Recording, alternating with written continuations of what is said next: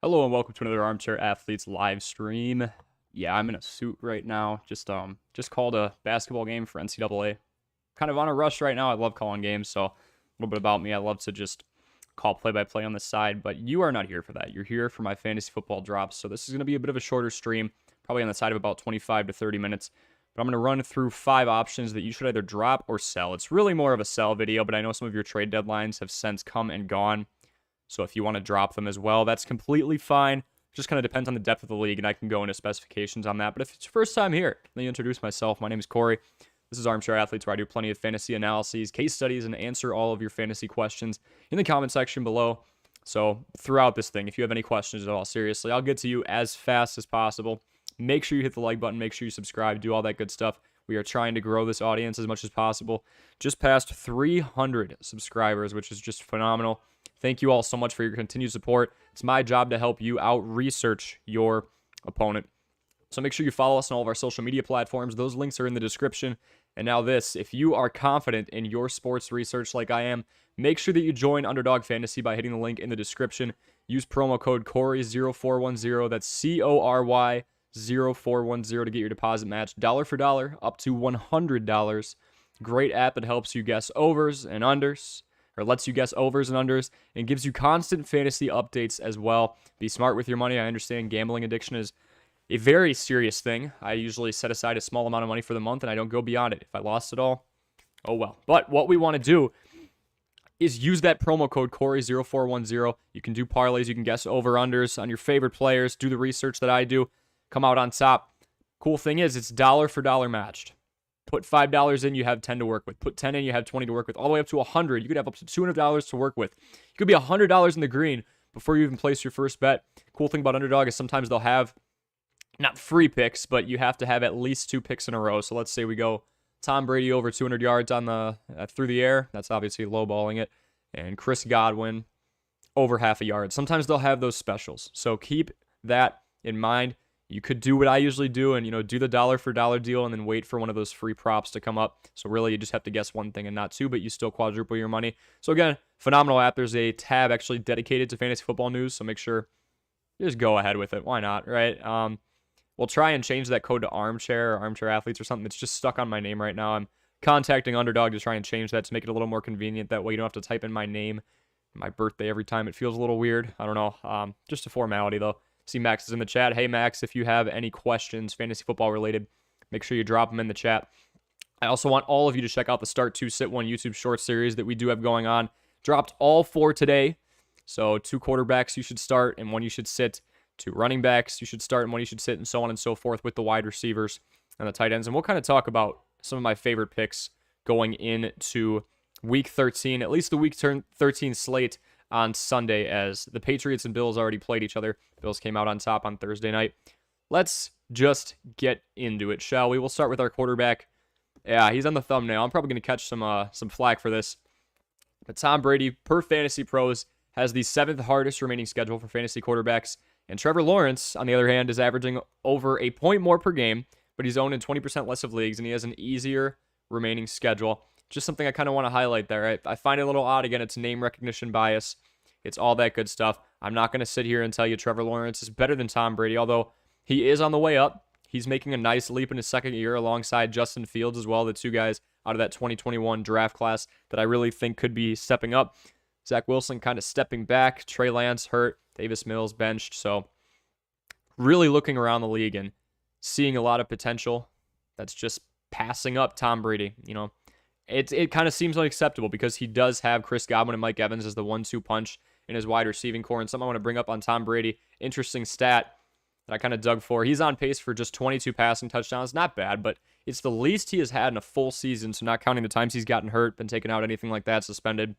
Least he's had in a full season since 2001. And keep in mind, this is a 17-game season now, not 16 games.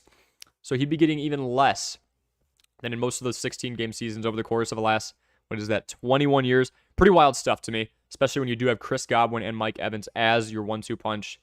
It's no bueno in my opinion. So look, if I'm in a deeper league, I am definitely keeping him. If I am in a 8 to 10 team league, bye-bye. I'm going to go get a Trevor Lawrence. I'm going to go get somebody else who I think has a higher ceiling through my playoffs. I'm sure all of your playoffs are starting in week 14 or 15. So let's take advantage of a situation somewhere else and get away from Tom Brady. Again, if it's your trade deadline, if you don't have a trade deadline, some leagues don't. Obviously, there is value with Tom Brady, but I don't think he needs to be on our team anymore, depending on who is available in waivers. Let's go to the running back position. This guy, I think, is just going to get absolutely lost due to a variety of factors, really. James Robinson. Well, a couple of reasons that I think that we should worry about James Robinson. They have names, and their names are Zonovan White and Michael Carter. Zonovan White had a really nice, productive day against that Chicago defense, as pretty much every offensive player does now. Last Sunday in Week 12. Michael Carter possibly coming back from injury. So the question becomes, where in that depth chart will James Robinson fall? Obviously, he's 2 right now, but if Zonovan White has another performance like what he had in Week 12, we've got some conversations to have. So Mike White's going to warrant a scheme that is leaning a little more throw heavy. Mike White throwing for 300 yards and 3 touchdowns. That's something that we have never seen from Zach Wilson, despite the fact that Mike White does have way less games under his belt, but he's still been able to outperform Zach Wilson.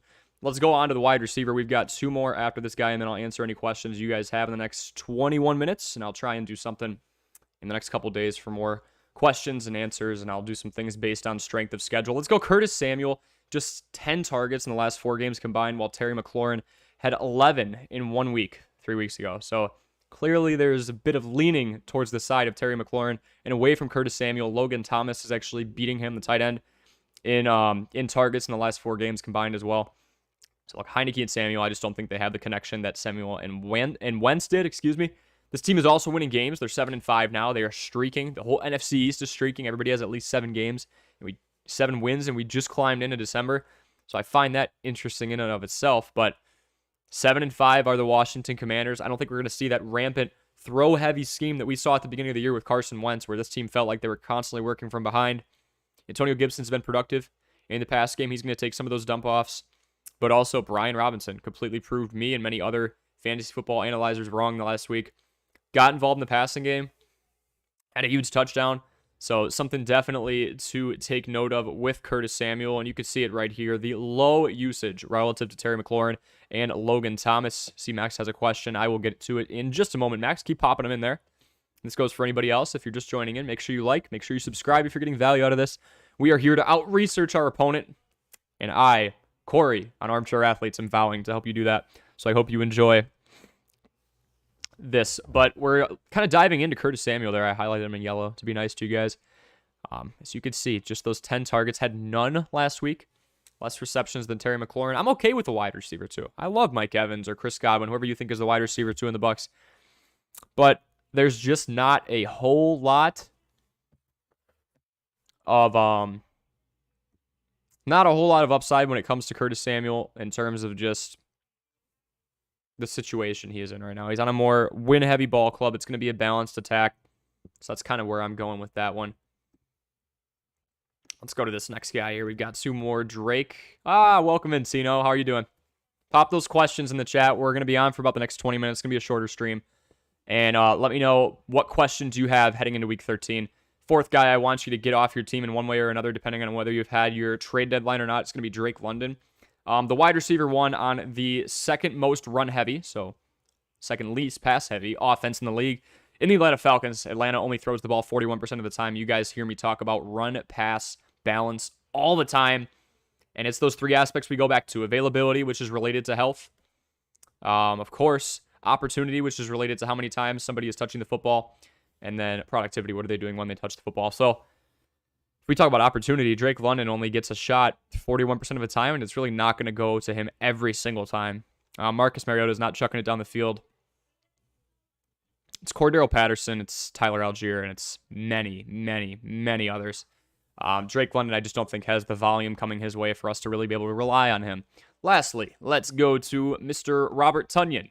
Now, if you've been around for a while, I told you to add him. Couple weeks into the season. Probably one of my first live streams. And I stand by that. That's completely fine. Got some trolling in the chat. Yeah, we're gonna ignore that. But combined 8 targets in his last 3 games total for Robert Tonyan. So it's definitely something that we want to look at. In terms of just low usage, last double-digit performance was in week 6. Scored 19, but we're talking over, nearly 2 months ago now. And then, of course, the two problems that I see with the situation regarding Robert Tonyan. Three problems, really. I'm going to say Allen Lazard and Christian Watson, who have both outdone him significantly in terms of targets. So here's his point total here. Just a horrific streak. Nothing we could really be happy about, with the exception of that game against Buffalo, where he had 5 for 35. I'll take 8.5 points from a tight end more times than not. I mean, if you really had to reach and didn't get a Travis Kelce or a Mark Andrews, you kind of have to just, it's slim pickings from there. But Allen Lazard and Christian Watson have both outdone Tonyan in targets in each of the last 3 weeks. And as you can see here, very low target amount, something I'm really not excited about if I'm a Robert Tonyan owner. I don't even know if we can deal this guy for much. I mean, I believe he's still top 20 in tight end rankings because he had a couple of nice weeks, but he's only got 2 weeks where he's been in the double digits. Really hasn't given us anything to look at in well over a month and a half. I'm not too excited about the situation, if I'm being honest with you guys, and I'm going to try and stay transparent with you. Why would we even bother? I mean, seriously, this guy's barely getting the ball at all. Yeah. So again, drop those questions in the chat. That's kind of what we have right here. I'm going to go into waivers and kind of give you guys the inverse. There are a couple people I think you could definitely pick up. And again, make sure you watch the Start 2, Sit 1 segment. I see we have Max with a question here. Max, welcome to the stream. Long time no see. Not sure what to do with Raheem Mostert. There are games he's averaging less than 10 fantasy points, some games with over 20. I'm debating of dropping him. What do you think I should do? Okay, so Max, Jeff Wilson Jr. has been getting the majority of the carries, and Mostert is hurt. So let's first look here, because I believe Mostert was actually hurt until last week. We want to look at depth charts. We want to look at run-pass percentage. We want to look at target usage, all that good stuff. Almost typed in 49ers. Dolphins. Let's look at their depth chart. I believe Mostert is back in it. If he's not playing, obviously, that flips this entire conversation on its head. Raheem Mostert is now good. So we've got right there.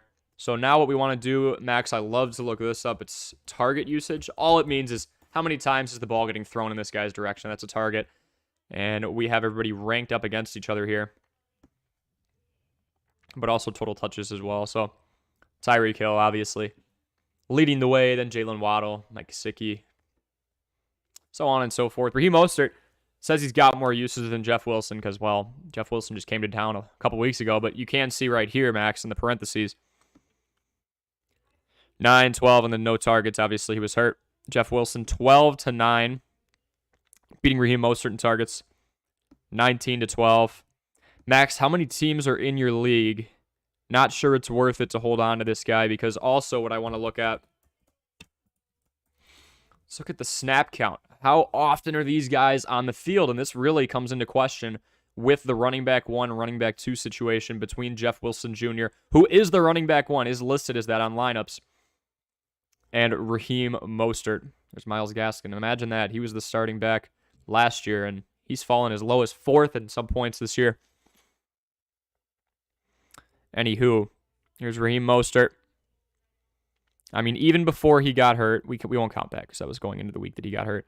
First week that Jeff Wilson comes on to scene, Jeff Wilson actually has more snaps than him. So 49%. So he had 28 snaps to Raheem Mostert's 22nd or 27. I know that's small. I completely understand that's small. It's a small percentage, but the fact that you have a guy who's coming in and probably just trying to learn the playbook, and he's still got more snaps or was even competitive with someone who's been with this team since week 1, that's a little alarming to me. You have 11 other teams, including yourself.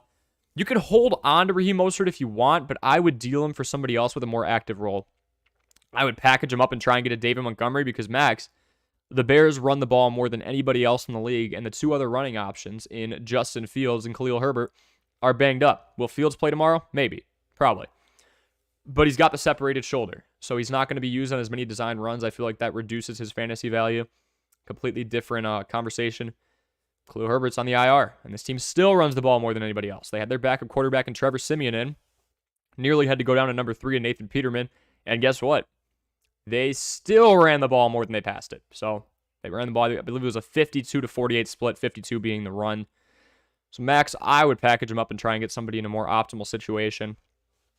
If you look at waivers, I can go into my 10-team league here. 11. I'm assuming you mean 11, and then you just can't have can you have an 11 league team? Usually it's an odd number. Then you get buys, and that gets kind of complicated. Hope you all are doing well tonight.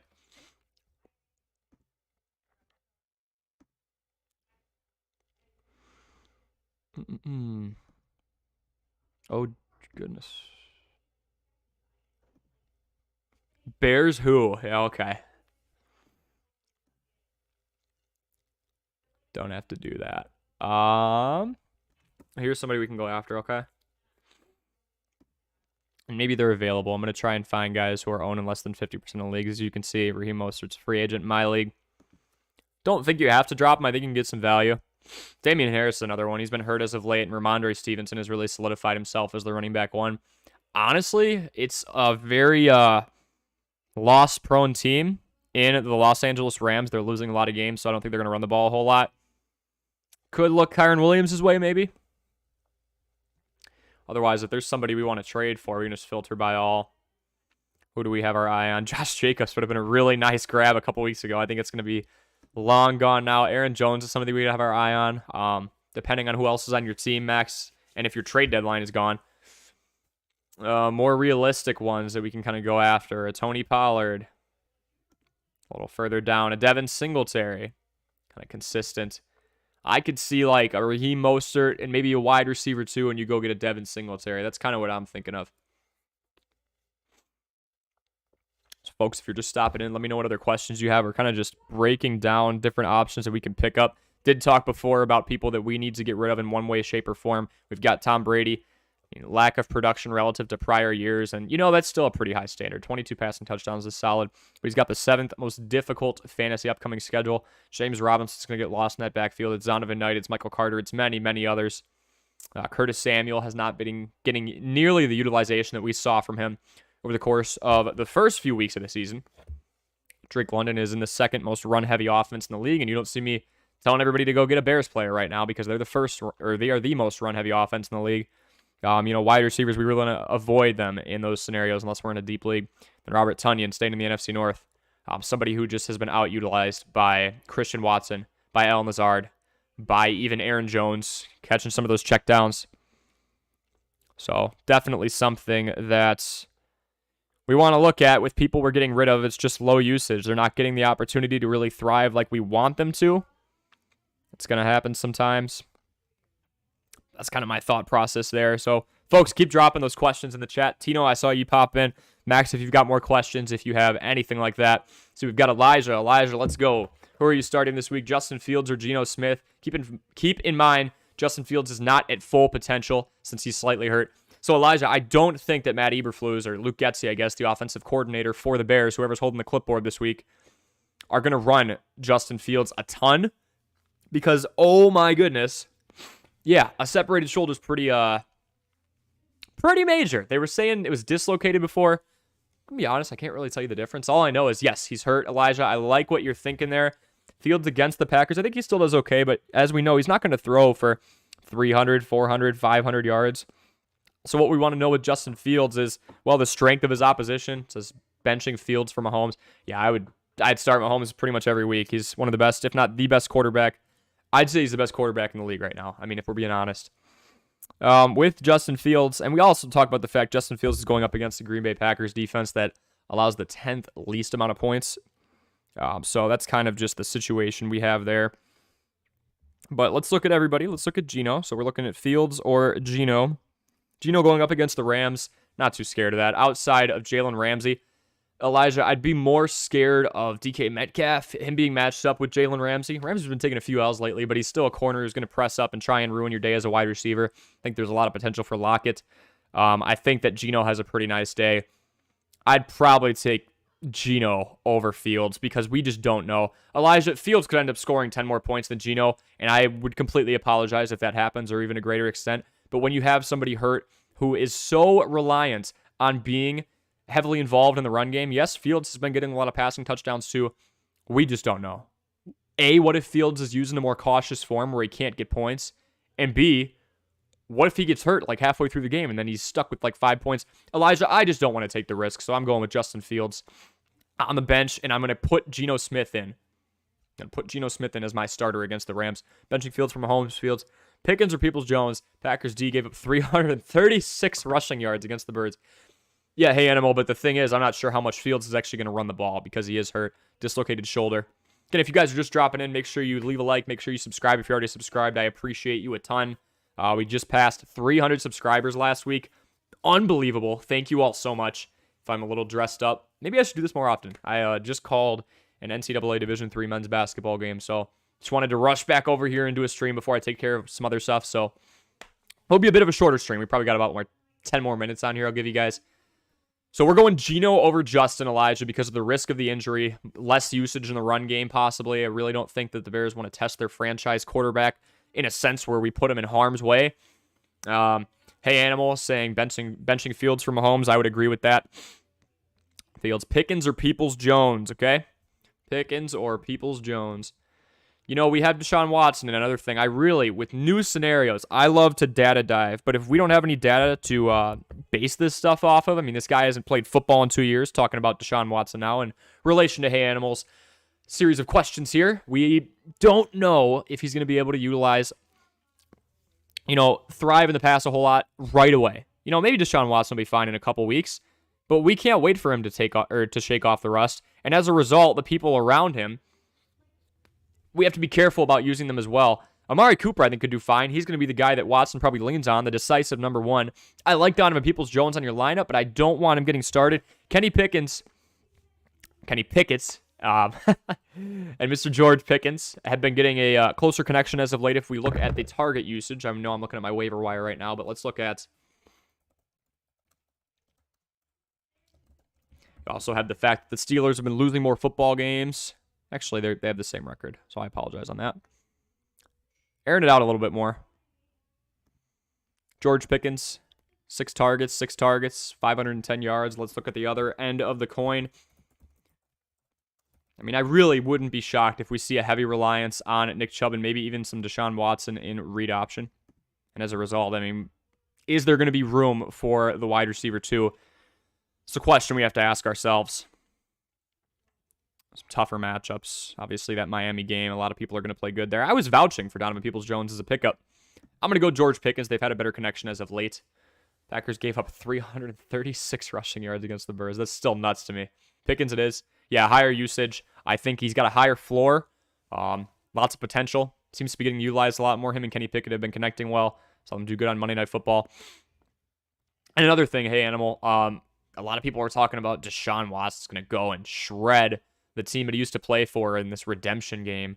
Okay, I mean, the Texans are actually one of 5 teams in the league right now allowing less than 1 passing touchdown per game. It's 0.9. I don't really care if the Texans win or lose. They're not allowing anything in the pass, and I think that's really going to reduce the opportunity for Peoples-Jones. Meanwhile, George Pickens, I think, can do something. He's had that increased connection with Kenny Pickett. He's going up against an Atlanta secondary that gets shredded. They are bottom 10 in passing yards allowed. I think there's plenty of opportunity for Pickens. Peoples-Jones, the door might be closing. Just subscribe. Thanks. No problem, man. Thanks for hopping in. I'm going to take a couple more questions, and then, folks, I'm going to cut the stream a little bit short. Got a couple more tasks to juggle, but I promise to always hop on here at least a couple of times a week. We'll try and get something going on Sunday. If not, we will go into Week 14, giving you plenty of research to make sure that you can out-research your opponent. Edward Zhang, good to see you back in here, man. Yo, rank these 3. Rest of season full PPR, Chris Godwin, CeeDee Lamb, Jalen Waddle. That's a good slate, Edward. Let's use our friends at Fantasy Pros and see strength of schedule, and then I'll base my rankings off a couple of other things.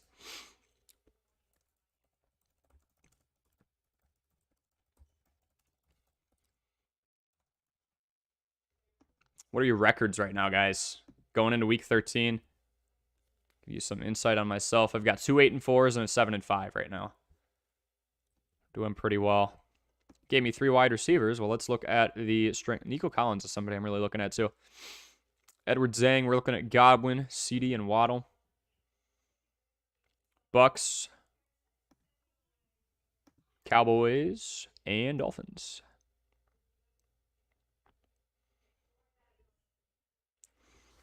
One of the tougher schedules here for CeeDee Lamb. Tampa Bay right up here. Dolphins right up here. So now let's look at the different situations. We have a very pass-heavy offense in Miami. I mean, really, we talk about all 3 of these. They're very good opportunities. Most pass-heavy offense in the league is the Bucks. Godwin is the wide receiver 1. Strength of schedule is pretty much a wash, so I'm going to look at situational, okay?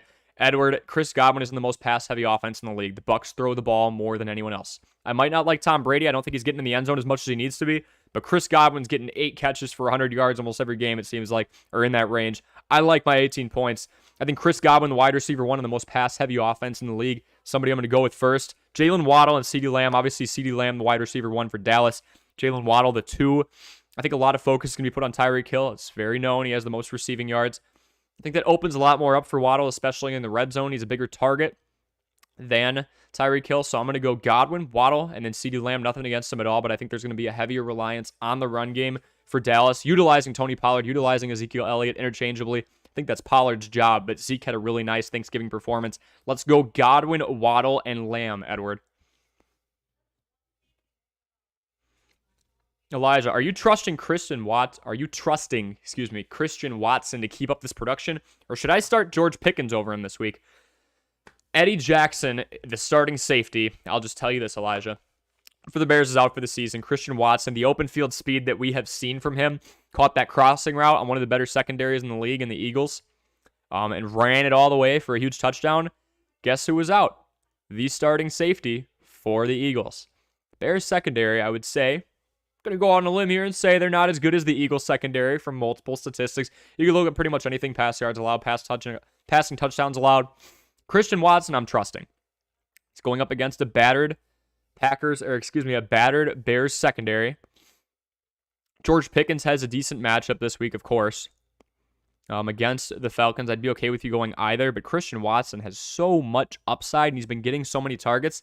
He's getting the same amount of targets as George Pickens, but he's got the breakaway speed. And when you have breakaway speed and you're going up against a backup safety on the Bears right now behind Eddie Jackson, I really think there is big play potential here for Christian Watson, which he's been thriving off of. I think the elements are right. Hey Animal says, sounds right, Pickens it is, just subscribe, thanks. Love Kansas City defense for the playoffs. I do too. I'm usually staying away from the Kansas City defense, but if you look here, again, Fantasy Pros has a phenomenal tool. They have the easiest remaining schedule for defenses. They're playing against horrible offenses. I'm a huge fan of it. Teams you want to stream. Strength of opposition. We talk about availability, opportunity, and productivity. Let's also focus on strength of opposition. If anybody is playing against, or if they have a defense playing against the Texans or the Colts, I am jumping all over that. So, PJ Monroe, I need a wide receiver 2 and a flex. Amon-Ra St. Brown, CeeDee Lamb, Travis Etienne, Tony Pollard, Amari Cooper, non-PPR. So we're looking for volume. Wide receiver 2 and a flex. It's going to take a lot for me to go away from the second wide receiver for a flex. Oh, non-PPR, so we're looking for volume. You just said that. Let's look at our guys here.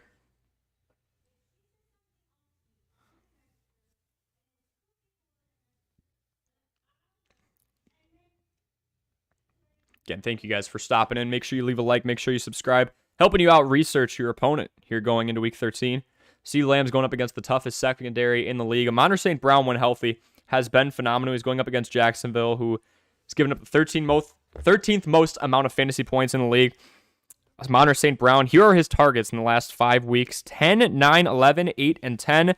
Fantasy points, it's been 14, 9.5, 22, 15, and 28. Big fan of Amon-Ra St. Brown over CeeDee Lamb. So now the question is CeeDee Lamb, does he have such a bad matchup that we don't want to use him over Travis Etienne, who's coming off an injury, or Tony Pollard, or Amari Cooper? Amari Cooper, I think there's a lot of unknowns. It's a very tough secondary, actually, in Houston. And once the Browns get up, which I think they will, you go run heavy. You go to Nick Chubb. You go to Kareem Hunt, which this team does enough anyway. I think game script-wise, they're going to get up early and often, and then they go run heavy anyway, which is this team's identity.